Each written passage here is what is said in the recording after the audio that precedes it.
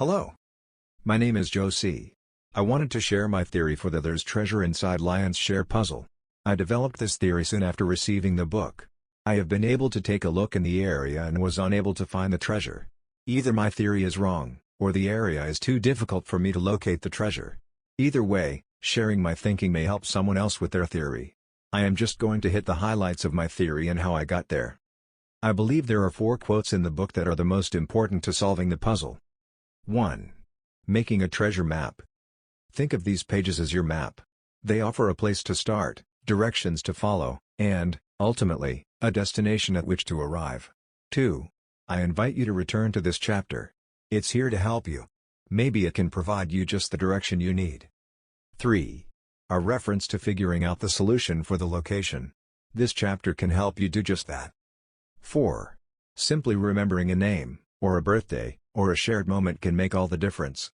Some other helpful quotes are in the chapter titled, How to Read This Book. It gives good advice on how to proceed.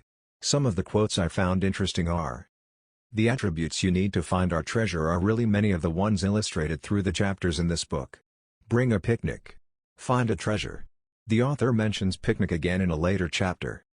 Chapter 1 speaks of making a treasure map. Think of these pages as your map. They offer a place to start, directions to follow, and, ultimately, a destination at which to arrive. This is huge in my opinion. What constitutes directions to follow? I would suggest that directions would include a cardinal direction and distance. I think this is the key. There are only 4 instances in the book of a start point, cardinal direction and distance that gives a destination. It is almost like the game Simon Says. We are looking for directions that have all of the elements. Although, the elements may not look exactly the same. The first example is pretty early on in the book in Chapter 3. Chapter 3 offers the first example of directions to follow. When discussing Japanese puzzle boxes, it has a line. 6,000 nautical miles east of Japan. 40 miles northeast of Asheville, North Carolina is Bakersville. It gives a place to start, Japan. Directions to follow, 6,000 miles east. And a destination, Asheville. This formula is key to the puzzle. Chapter 3 also gives another huge clue in the line.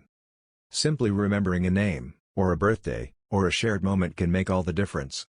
This line is the exact definition of memorial. A definition of memorial is intended to preserve the memory of a person and event. So, when solving the puzzle, memorial can make all the difference. Chapter 4 offers a second example of the direction formula. Author's home, 400 miles northwest, Columbus, Ohio. The next example won't be for another 12 chapters. That reference is 50 miles from Clarksville to Nashville.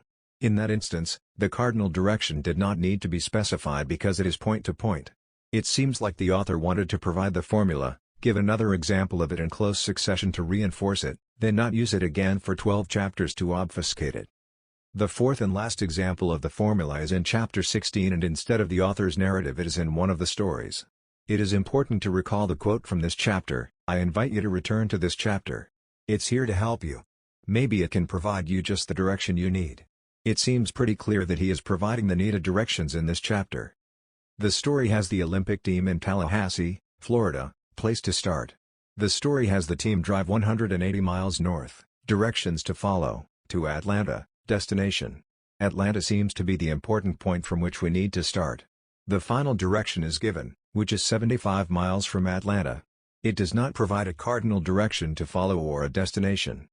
We have used the chapters as a map and used Chapter 16 for the final directions, which gets us to Atlanta, looking for somewhere around 75 miles away where we need to continue the search. The next important quote is from Chapter 21, which is a reference to figuring out the solution for the location. This chapter can help you do just that. Chapter 21 is about Alexander the Great, the Olympics and Greece. If we are in Atlanta and need to go about 75 miles, we can look at a map and draw a ring around Atlanta out to about 75 miles. We can then use Chapter 21 to make it make sense. Just inside the ring at about 73 miles is Athens, Georgia.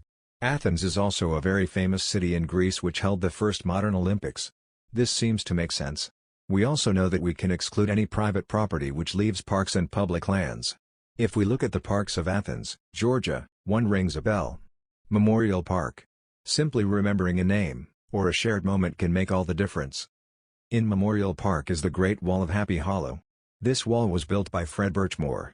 Birchmore had many of the attributes of those mentioned in the chapters. Birchmore rode around the world on his bicycle, named Bucephalus after Alexander the Great's horse.